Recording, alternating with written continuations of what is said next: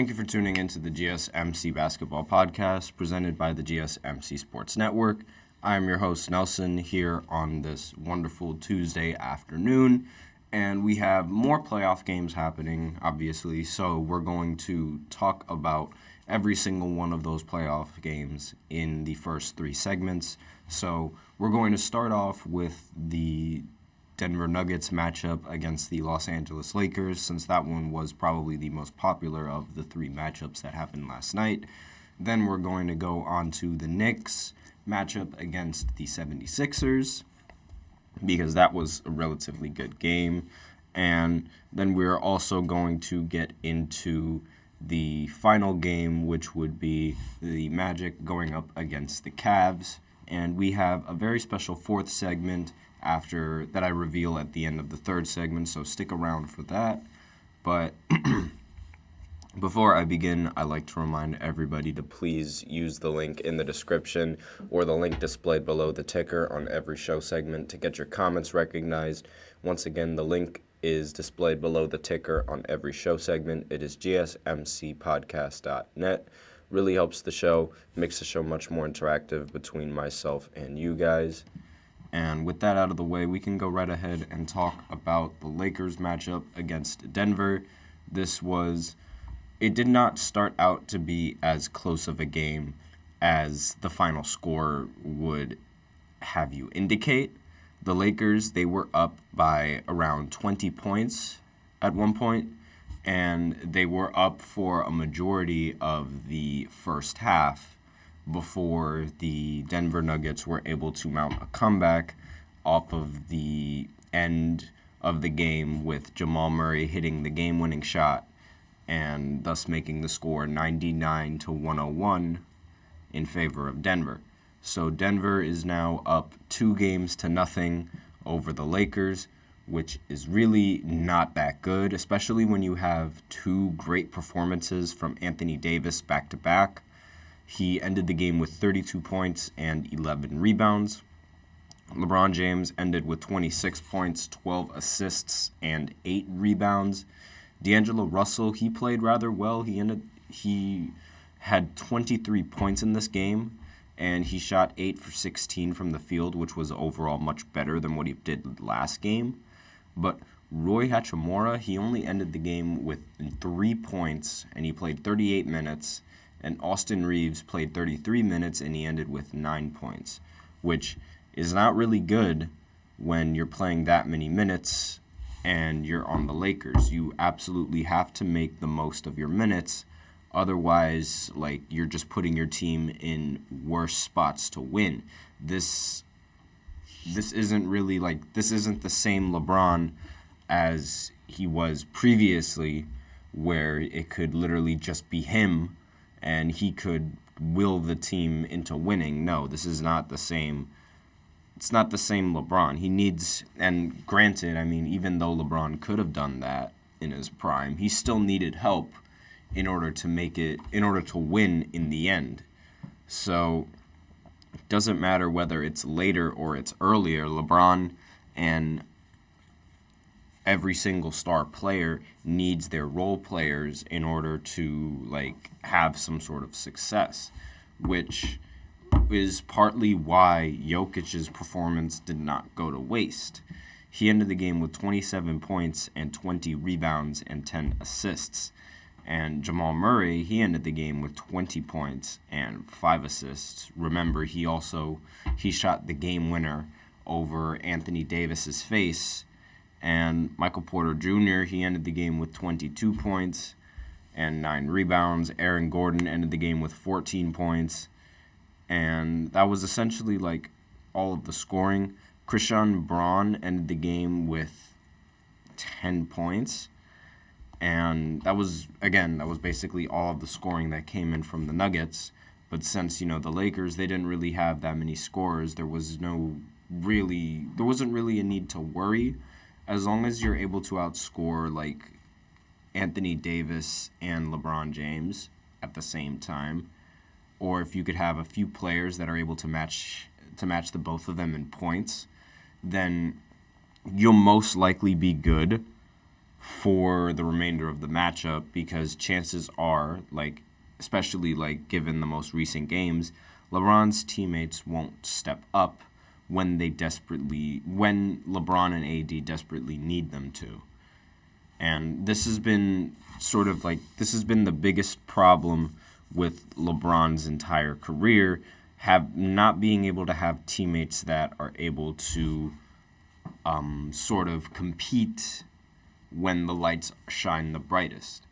And it's been a problem on LA, it's been a problem on Cleveland, it was a problem for 1 year on Miami, it was a problem for the very first 7 years in Cleveland. It's almost always been a problem for LeBron needing to have players that are capable of playing in a 7-game series. I mean, in the first stint with Cleveland, the front office had a difficult time giving him good enough players that were able to play in the postseason. So then he went to Miami. Then in his last year with Miami, Dwayne Wade and Chris Bosh weren't the same player in the postseason. Then he went back to Cleveland.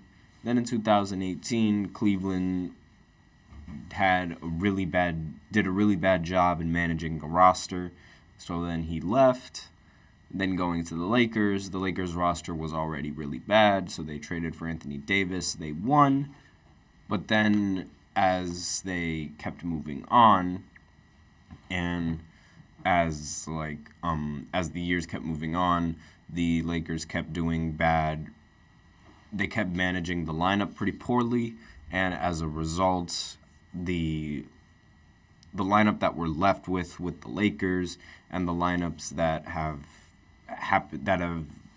played with LeBron, they're rather lackluster in the postseason, and they really excuse me, most of the time it's LeBron and somebody else that's playing well. It's not really LeBron and the team that's playing well. And that's sort of what's unfortunate, being as good of a player that he is, because being his teammate brings forth a lot of pressure, and that's something that a lot of athletes most likely can't really handle. And because they can't really handle that pressure, it affects them in these high leverage games, because we've seen it since D'Angelo Russell got out of trade conversations. He's been a much better player, both for the Lakers offensively and as a whole. And he's been a very big contribution to a lot of the Lakers and their wins. And because of this, he's sort of expected to have that, to fill in that third scoring role and be able to play at the same level and score and produce at around the same level as LeBron and Anthony Davis in terms of points. And so when you're not really doing that, then the team is going to fall behind. And that's already immense pressure being put on someone who has never had to deal with that pressure before, and now it's affecting him in the playoffs. It's been really bad for D'Angelo Russell, and it's been really bad for Austin Reeves, who were held to relatively high standards for being teammates with LeBron. And I'm not even going to lie to you, I really expect a lot more from D'Angelo Russell. I expected more from him in Game 1, and I expected just a little bit more from him in this game. And I expected a lot more from Roy and a lot more from Austin Reeves, but I did not get neither of that.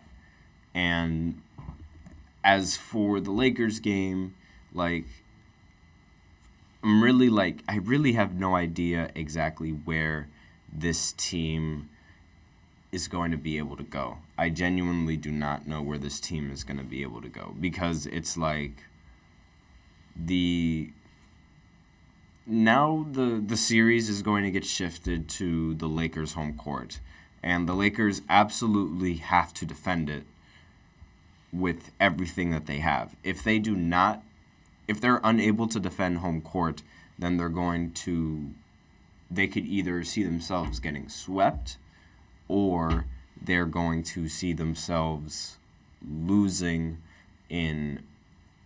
or being down 3-1 and forcing to make a comeback in the first round of the playoffs, which is really not ideal if you're a team like the Lakers, forcing LeBron to continue to play more games. You really want the series to end as quickly as possible, and now they're sort of going to have to play this game. They're going to have to play this series into 6 games if they're hoping to win, and if they allow another game to drop, then they're going to have to play 7 games, which again is really not ideal for a team like the Lakers. I don't think they can withstand a 7-game series against these guys, and it's really bad. But the only real glimmer of hope for this Lakers team was the fact that it was a perfect first half from Anthony Davis and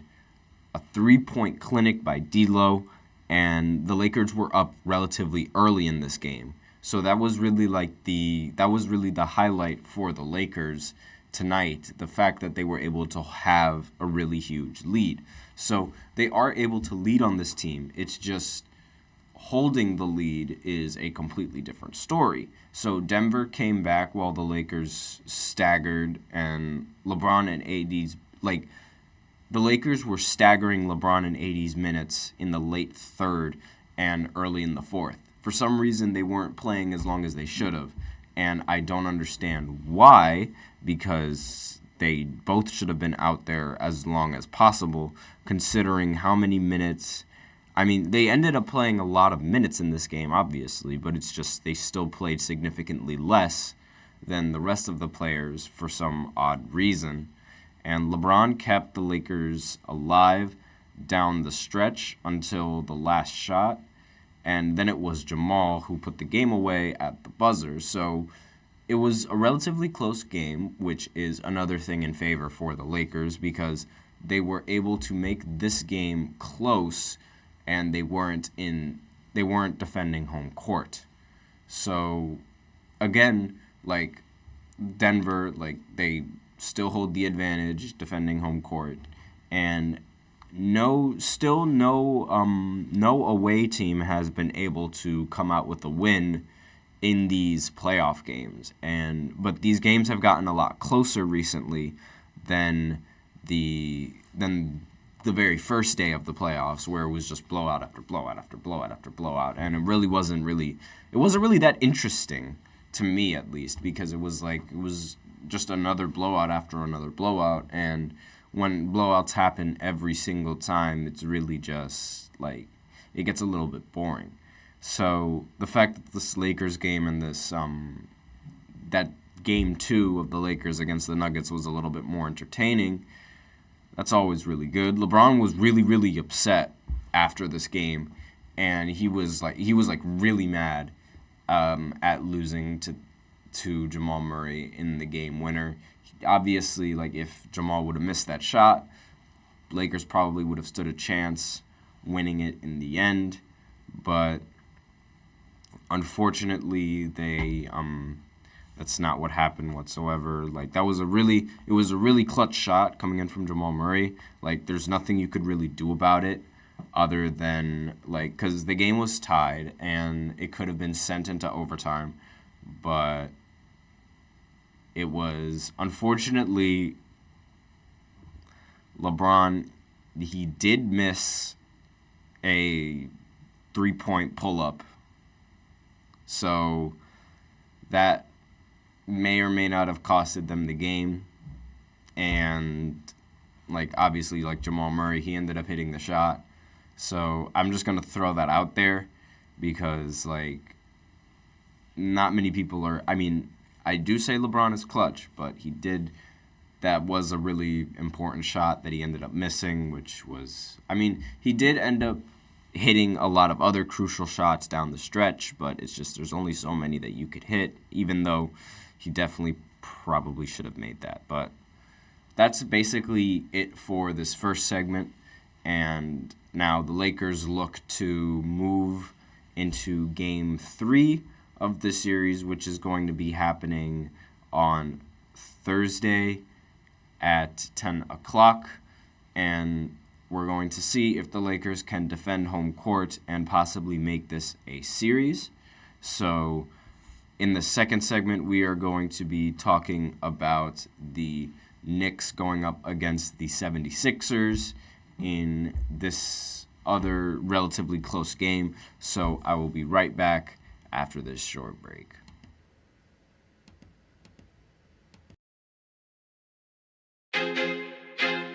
I feel like I'm losing my mind. Is everybody in the world blind? Please, Lord, give me a sign, a sign. I feel like I'm losing my mind. Is everybody in the world blind? Please, Lord, give me a sign, a sign. I wanna be the greatest. Everybody on the fake shit. I look around and feel like everybody is the fakest. I make this every day and I'm impatient, hoping one day I blow up from the basement. Statement, the top is so vacant. I don't hear shit that I think is amazing. Waiting for my day when I'm playing sold out shows for 1,000 faces. Hey, give me that crown. Get in my way and to be put down. It ain't your place, all this my town. If I want that shit, then I'll get it right now. I'm losing it, the noose it fits. I'm losing shit, a stupid myth. You choose to live or choose to dip. You choose to fight or lose your grip and lose a gift. I feel like I'm losing my mind. Is everybody in the world blind? Please, Lord, give me a sign, a sign. I feel like I'm losing my mind. Is everybody in the world blind?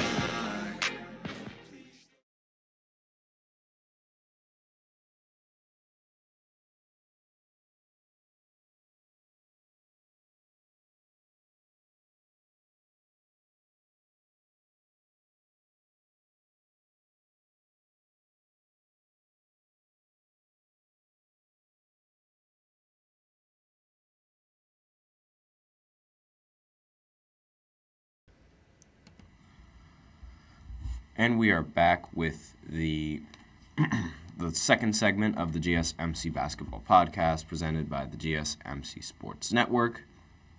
And in this second segment, we are going to be talking about the Knicks game, where the Knicks were able to prevail against the 76ers.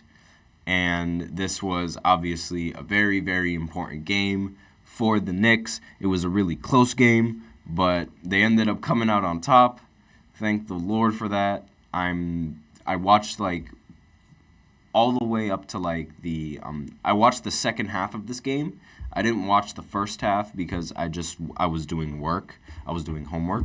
But before I begin, I would like to remind everybody to please go ahead and use the link in the description to get your comments recognized, or the link displayed below the ticker on every single show segment. That is gsmcpodcast.net. Really helps the show, makes the show much more interactive between myself and you guys. So with that out of the way, let's go right ahead and talk about this the Knicks game, which, again, very important win coming in from the Knicks. They just defended home court, and now they are expected to travel to Philly and play the next game on Thursday.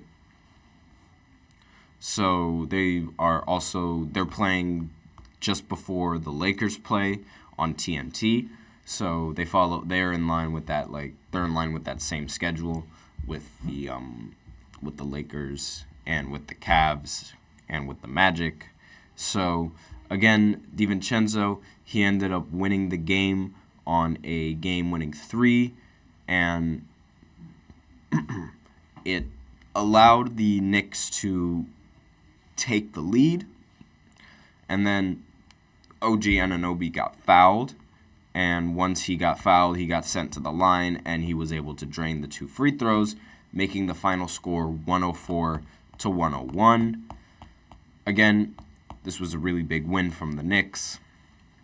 Desperately needed it, and I'm a little bit concerned for how the Knicks have been playing in these recent games. So they haven't. Jalen Brunson has not been playing as well as I'm used to him playing. Josh Hart has played 48 minutes in this game. He ended the game with 21 points and 15 rebounds. That's a lot of rebounds for a guard.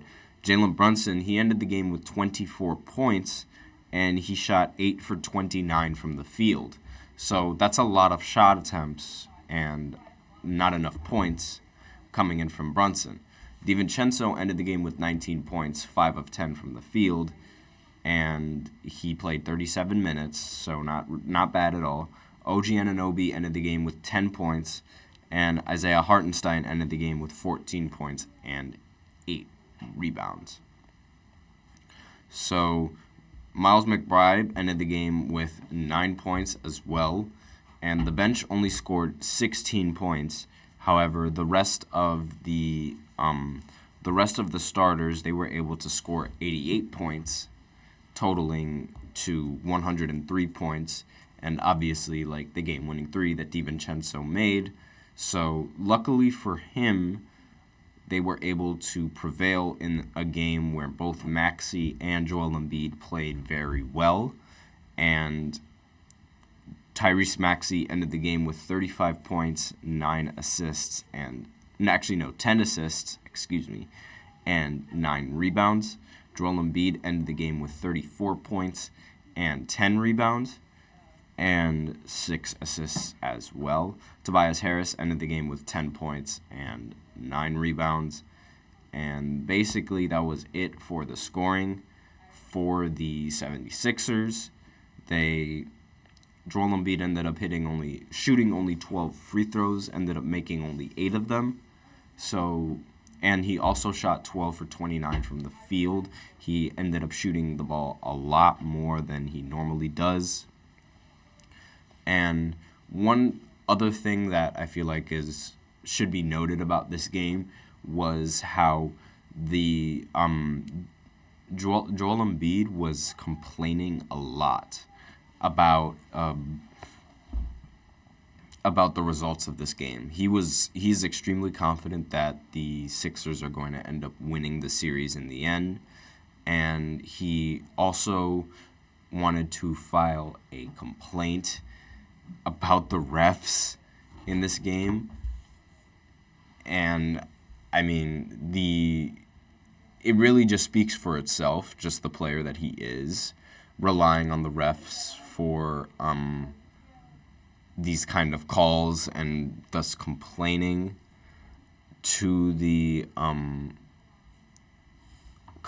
about the officiating and things of that nature. He was like, it's unacceptable and things like that. He was really not happy with the foul calls that he was getting, and the Sixers are set to lodge a complaint over foul and a timeout calls in Game 2 loss, because essentially, so when the Sixers head coach wanted to call a timeout, the refs just did not award him the timeout, and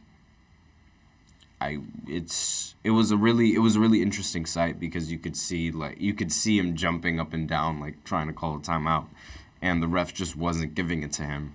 And so because of that, it ended up costing them the game. And it makes sense how some of these players would be relatively upset, even though, like, I really wouldn't put it past, like, Joel Embiid to really get this upset and want to file this kind of complaint about the officiating, because, like, I understand it is a lot of these players, like, they put their determination, they put everything into this game, and when they lose because they feel they get robbed, it's like, it's obviously, like, going to make them feel some kind of way, but not many people would genuinely, like, not many people would genuinely try and act like this, or say that there was something wrong with them and there was nothing wrong with themselves, because I don't want to be that guy, but Joel Embiid didn't exactly play perfect in this game to the point where he was blatantly robbed. I mean, there could have been several opportunities where he shot the ball better, but he ended up costing them the game because of the amount of shot attempts he was taking and the amount of shots he was making, and they didn't really correlate that well. I mean, he ended up scoring a lot more points than the shots he ended up taking, but it wasn't by that much. And he only ended up getting those points because of the free throws that he was taking as well, which, again, it wasn't like, it was basically 8. 8 of his points came from the line. And if he had 34 points, so 34 minus 8, that would be, I cannot do math right now for some reason. That would be 26, I believe. Yes, so that would be 26. So he really had 26 points on 29 shots from the field, which isn't really that good if you're someone like Joel Embiid. Now, obviously this series is going to shift over to Philly now, so we'll see exactly if the Sixers can defend home court, and if they can, then they'll probably that would probably move the series to 2-2, and it wouldn't be that easy for the Knicks, even though I see the Knicks stealing a game in Philly more so than I see the Sixers being able to defend both games in home court. Now, obviously, with Maxey playing as well as he is, it might actually happen. I feel like the chances of them being able to defend home court for one game is possible, but I don't think it's going to happen for 2 games. Now, Brunson, he really needs to start playing better, and if he doesn't play better, then this Knicks team is not going to go anywhere other than the second round. And shooting 8 for 29 is just unacceptable for Jalen Brunson. He needs to shoot a lot better from the field, and they're lucky, and he's lucky that they're able to win in these matchups because it's been really close. Well, this game was relatively close, but the last game, it wasn't that close. Like I said previously, they have to sort of, Jalen Brunson can't rely on his team to pull him out if he's playing this bad every single time. So with that in mind, it's he's going to have to start playing a little bit better, and when he starts playing a little bit better, and if the shots that he's starting, because he's taking a lot of shots, and if a few of them were to drop a little bit more than they have been recently, then they would not be in this kind of hole that they always find themselves in. Which obviously, if you're the Knicks, that's it's really good that you're winning these games despite your best player not playing really well. And that's sort of the key takeaway that I think the Knicks should come out with this. So that's all I have for the second segment, and now we are going to move on to the third segment where we talk about the third game that happened yesterday, which was the Cavs going up against the Orlando Magic, and the Cavs ended up winning Game 2 and defending home court, so I will go a little bit deeper into that game after this short break. Looking for your daily fix of sports talk without having to pay for it? GSMC Sports Network is available on YouTube. Just search GSMC Sports Network. Get your fix of daily sports talk shows on YouTube, absolutely free. NFL, college football, NBA, MLB, MMA, UFC, fantasy football, and so much more. GSMC Sports Network has shows running all day long, with new sports shows starting every 2 hours. Just like on your favorite cable sports channel, except GSMC Sports Network is absolutely free. Just search GSMC Sports Network on YouTube to catch one of your new favorite shows, like the GSMC College Football Podcast, Chip Shot Football Podcast, Hoops and Heels Women's Sports Podcast, GSMC Basketball Podcast, and so many more. Check it out for yourself. GSMC Sports Network, now available on YouTube absolutely free.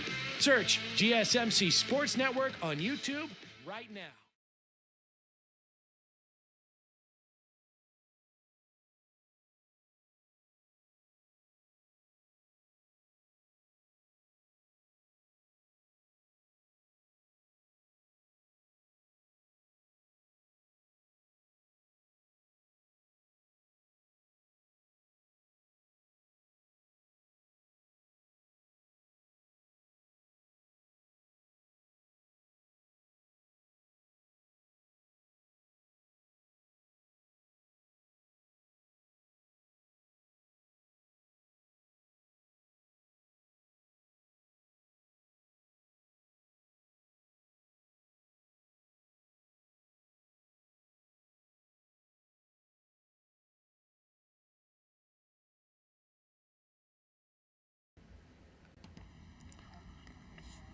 And we are back with the third segment of the GSMC Basketball Podcast presented by the GSMC Sports Network.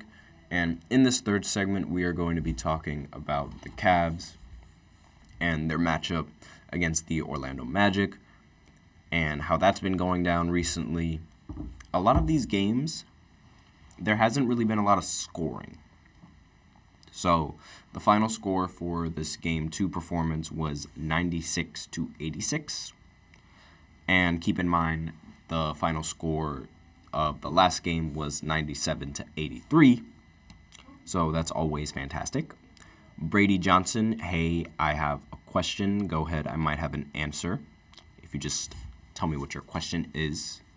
So regardless, looking at this matchup, again, the scoring, it wasn't all that impressive. And part of that does have to come with the Orlando Magic and their shot selection. So for some reason, if it's not Paolo Banchero scoring or they have no jump shots, their shooting is really, really bad. They shot 9 for 35 from 3, which is not going to win you a playoff game at all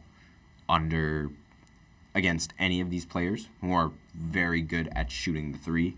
The Cavs in this game, they ended up shooting 12 for 39. So the fact that they were able to win is no real surprise, given how the Cavs, they just shot better from 3. So there's really there was no contest in the three-point shooting, especially they didn't really shoot that well. Because 12 for 39, Brady Johnson is wondering if he could join our team. I'm not the one who really decides that, so I don't really have an answer for that for you right now at this moment. So my bad. I can't really give you an answer to that because I don't make those decisions. But looking more into the box scores of this game, Donovan Mitchell, he played well in the first game, but he was relatively bad in this one. He ended the game with 23 points, but took 22 shots. So, again, it was pretty good, pretty bad, but the shooting from 3, thankfully, since they're up against the Orlando Magic, who also haven't been shooting well from the 3, the three-point shooting hasn't really been that much of a worry for someone like Donovan Mitchell.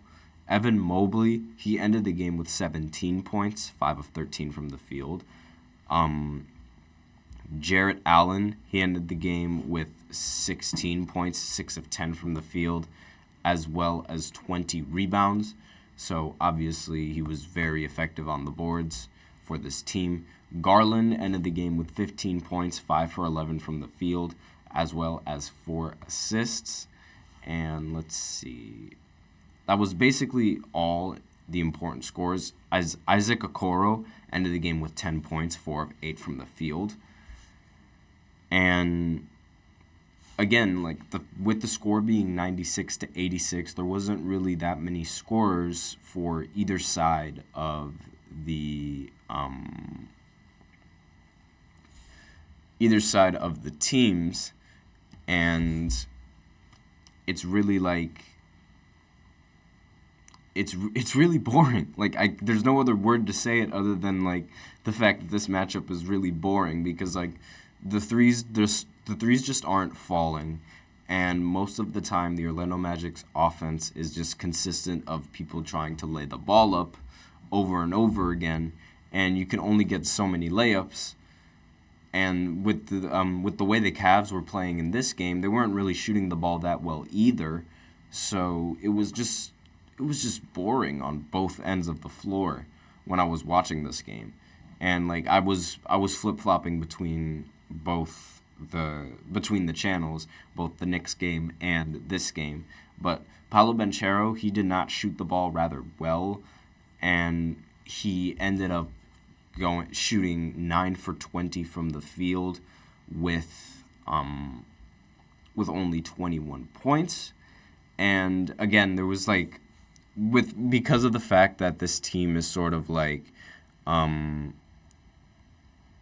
fact that this team is just relying on shots in the paint all the time, and the other team is hitting a bunch of threes, there's like it's much more difficult for the Magic to be able to play catch-up, despite the fact that they're able to take this many efficient shots in the paint. It's because of the three-pointers that the other team is hitting.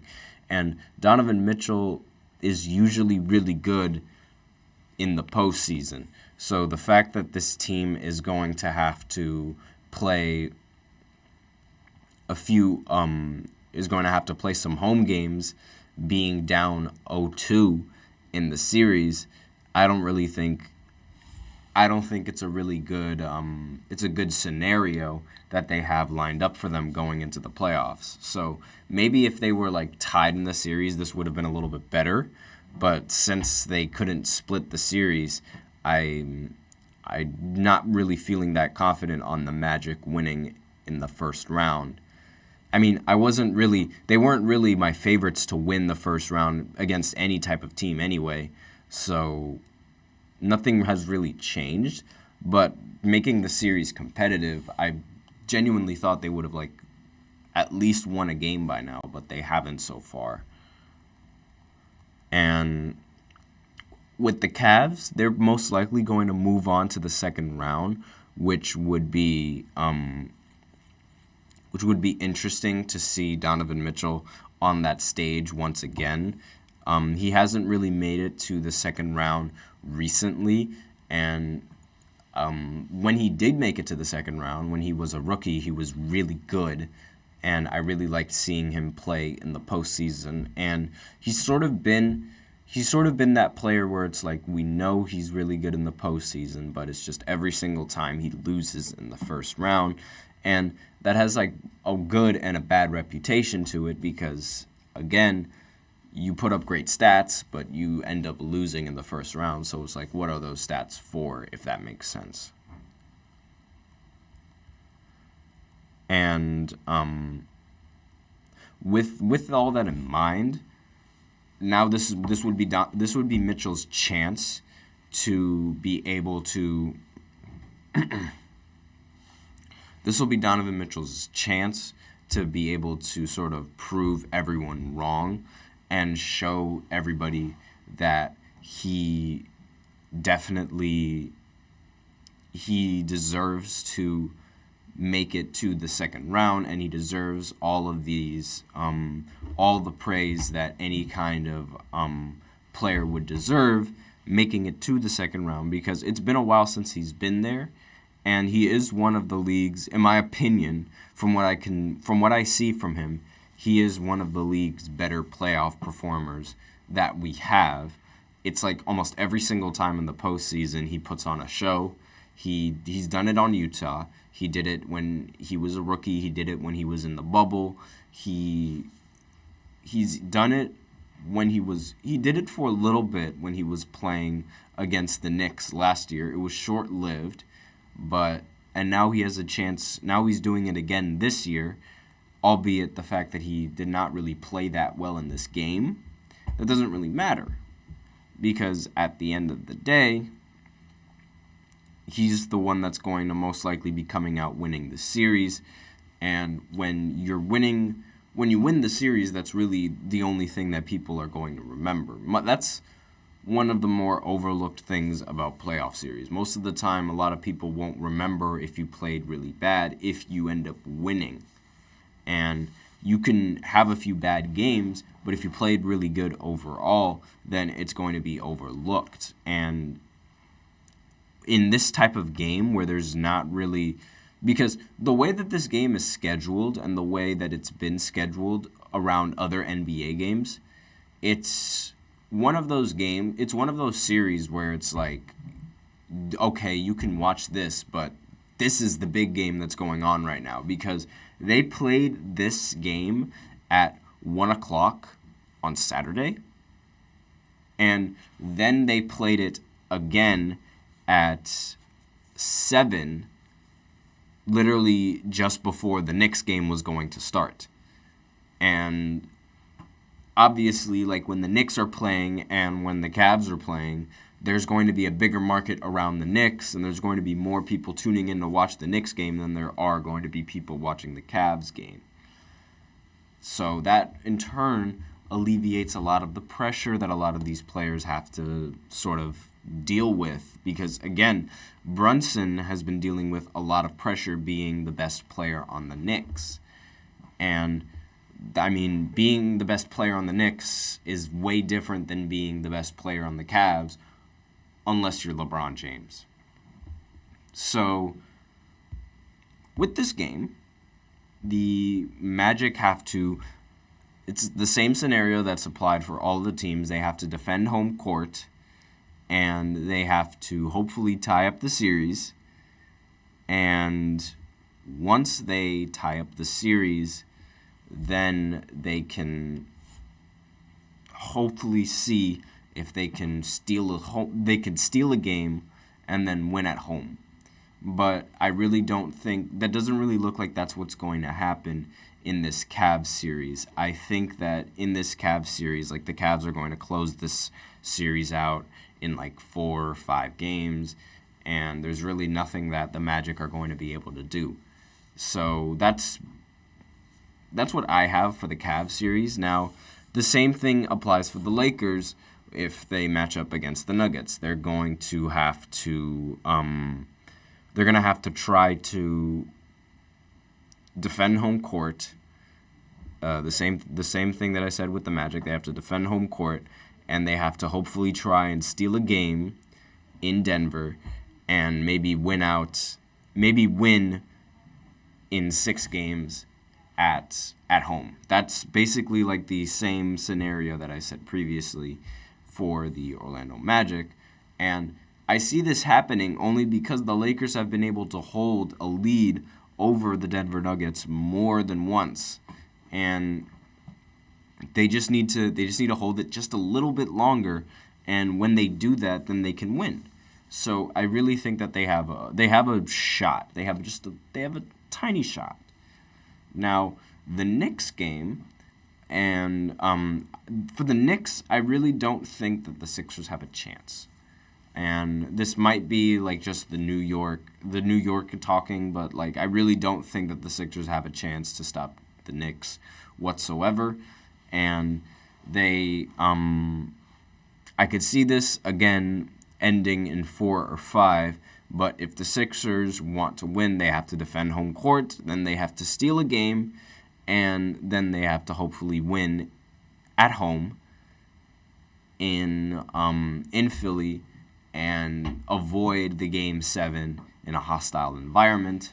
Now, that's usually like the scenario that a lot of teams would want to play for, and that's usually what it comes down to, and that's where home court advantage is very, very important, because if you have that home court advantage in that elimination game, then the chances that you have in winning are just a little bit better than the other team, because they're not playing in home court.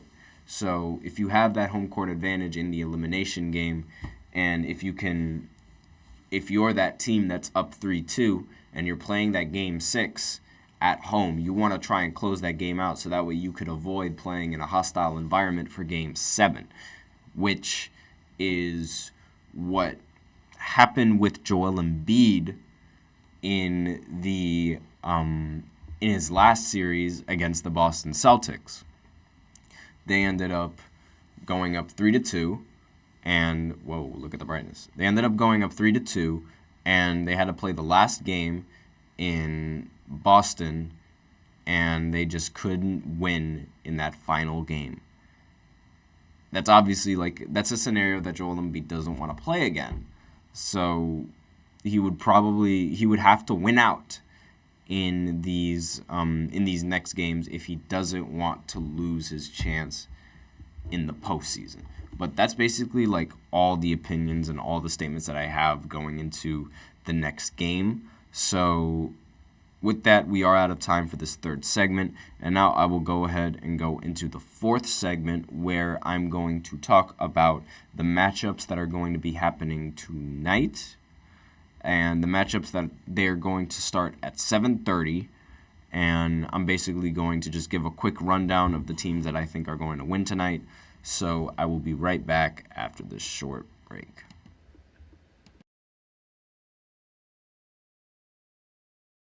For the best and latest podcasts available anywhere, go to the podcast app on your cell phone and type in GSMC to access free content-rich podcasts on health and wellness, book reviews, sports, entertainment, relationships, social media, movies, technology, finance, and even weird news. Subscribe and download the GSMC Podcast Network's family of shows, available everywhere podcasts are found.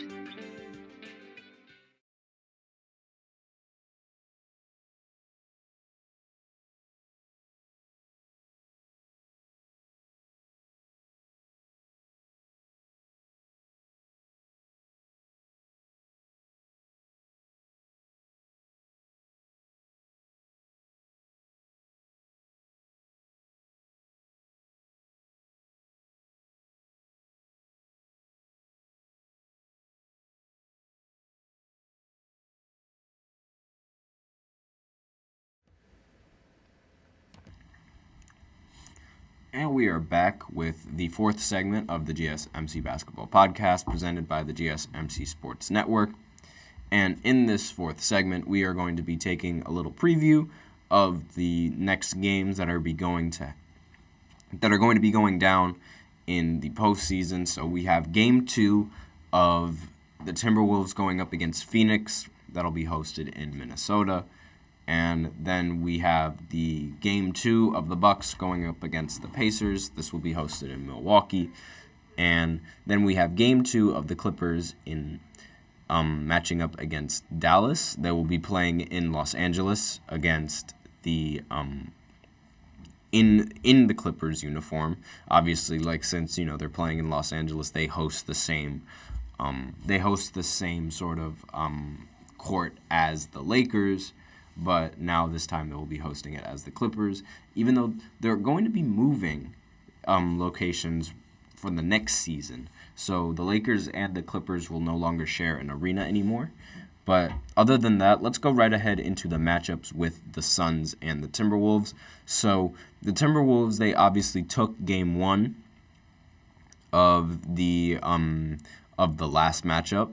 So the Timberwolves are looking to defend home court and hopefully make the series 2-0 in favor for them, so that way they can go into Phoenix up 2-0 and give them a good chance to win this series against Kevin Durant, Devin Booker, and Bradley Beal.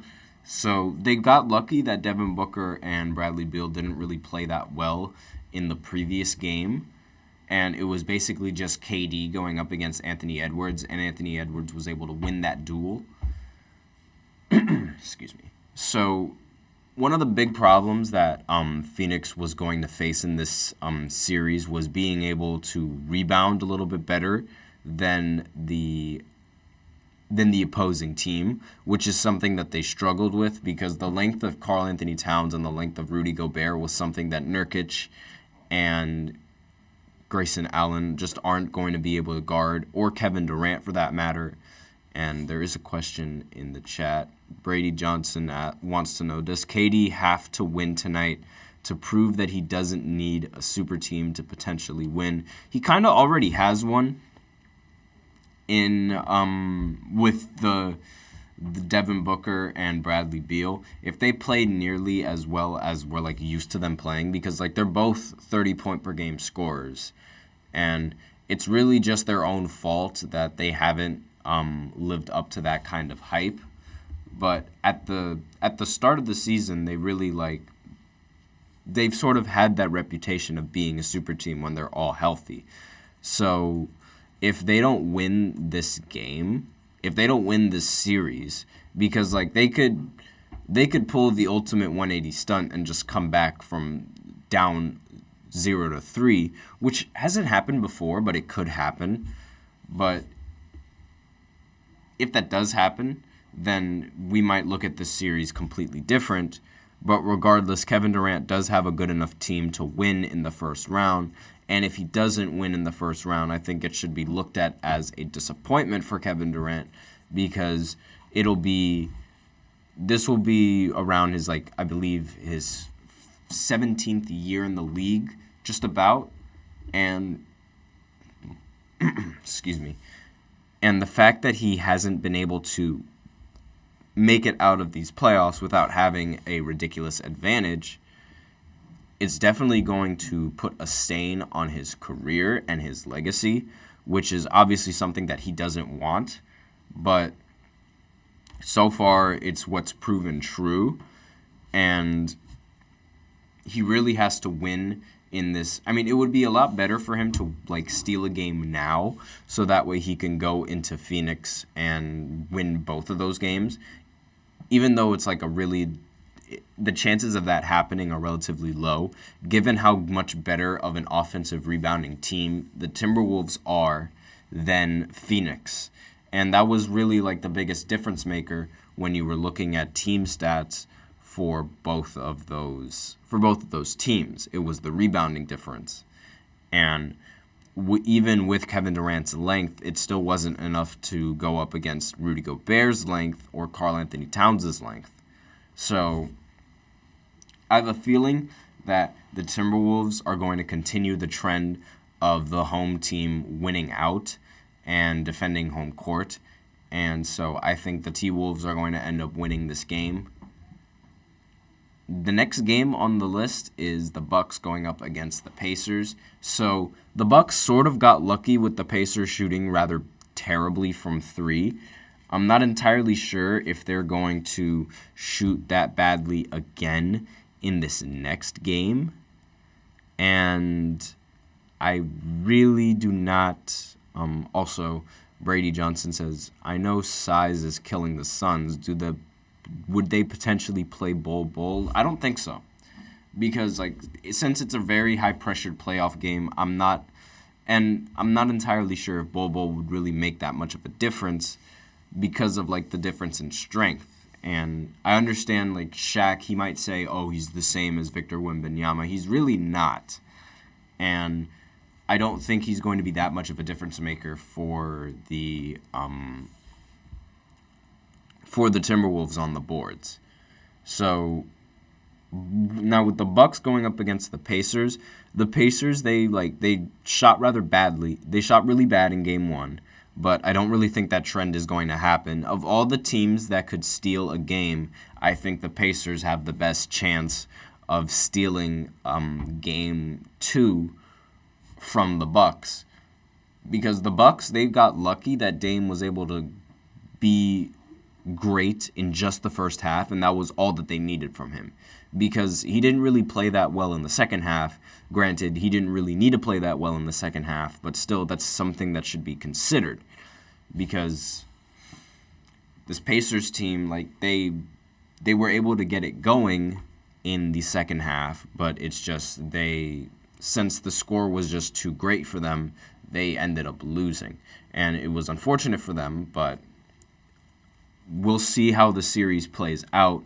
I genuinely think that they have the best chances of winning a game against the Bucks, since the Bucks they don't have Giannis, and it could be seen as a lucky win for them, and maybe the Pacers will figure it out. And then they can go into the series getting ready to play 2 home games, which is something that they would really like, because the Pacers, they do play a little bit better at home, and their style of play is much more beneficial in front of a home crowd. So Dame is going to have to step up in both quarters for this game, and not just in the first half like how he did last time. And if he is able to play rather well, then maybe the Bucks will be able to go up 2-0 in this series, which is something that they also desperately need. Because, again, being up 2-0 in the series and then going to play 2 away games is a much better situation than being tied 1-1, where you're going to have to look to steal a game if you want to even have a chance to win the series in the end. So they're going to have to hope that Damian Lillard plays better than Halliburton. That's going to be the matchup that everyone's really expecting, especially now. And because those 2 guards are rather good and there is some beef between them, and it would just be a really good matchup. Now, the other team that I could see stealing a game is the Mavericks. I definitely see them stealing a game in LA against the Clippers, simply because the Clippers, they still don't have Kawhi Leonard, and don't think he's going to be returning in this next game. So it'll be James Harden, Paul George, Russell Westbrook, and Zubac playing again. Another problem for this team was the offensive rebounding when going up against Zubac. Zubac was just much taller than everybody, and it was every single time that one of the players wanted to go out to contest, he would get the rebound. And that's just not ideal if you are a team like the Mavericks, where you have to value every single possession and value every single stop, because it's not like you can continuously play that same defense every single time. So they're really pressuring themselves to be perfect on both ends of the floor and perfectly stop both the offense and perfectly conduct their offense, so that way they don't have to focus on getting any more second chances, because getting offensive boards is not something that the Mavericks really prioritize compared to how the Clippers really do it. But despite all of this, the Luka and Kyrie, they're very difficult to guard, and forcing to guard both of them on the same team is not easy whatsoever. So I could definitely see them beating the Clippers in one game, just because all of a sudden the Clippers are just playing rather well. I could definitely see that happening in this series. And with Kyrie playing with Kyrie being able to play well, that's just another task for the Clippers to be able to handle. So Johnson has another question. Does Clippers, if they can stay healthy and get healthy Kawhi, can Clippers be a team to beat? I mean, I definitely think that their chances to have, if they do have Kawhi, they just immediately become greater, and they do become an immediate contender when he's on the team. So I really if you are the Clippers, you try to get Kawhi healthy as soon as possible, and you try to like stay alive. Hopefully, there's another. I mean, you obviously you don't want to play more games than you need to, but hopefully that the next team that you have to play in the playoffs is having a much is having a longer series, thus allowing you to take more days off, and thus allowing Kawhi much more healing time, so that way when the time does come, he's able to actually play, and he doesn't have to worry about missing any other games, because you already finished your series, and now it's just waiting on the other team to finish their series. So if anything, they're going to hope that the other team that they're going to play against is taking a little bit longer than usual. But obviously, if Kawhi Leonard does rejoin the rotation, they're going to become a much more difficult team to beat. And again, like this Mavericks team, it's no pushover. And they got very lucky that they were able to get a prime James Harden performance, but are they able to do it again? We'll have to see. And that's really like the only opinions that I have about this game. Be sure to tune in to all of these games. Again, they start at 7:30 with the Timberwolves matching up against the Phoenix Suns. And that's basically all that I have for you today on this podcast. So thank you for tuning into the GSMC Basketball Podcast presented by the GSMC Sports Network. Your support means a lot to us, so please remember to subscribe to the show, leave a positive review. It really does make a difference. We also invite you to follow us on Facebook, Twitter, TikTok, and Instagram for more content and updates. And as usual, please remember to tip and to donate to get your comments recognized. And the link is also displayed below the ticker on every show segment. That is gsmcpodcast.net. Really helps the show. It makes the show much more interactive. We have one more comment. And Johnson says, Zubac played well too. Yeah, I was just saying that Zubac was out there helping them get rebounds and helping them, get second chance points, which was one of the biggest difference makers in the matchups and why the Clippers ended up winning. So it's going to be an exciting game. I think all the teams are going to continue with the trend of the home team winning out. So that's basically all I have for you guys in this podcast. And thank you all once again for tuning in. I am your host, Nelson, and as always, take care.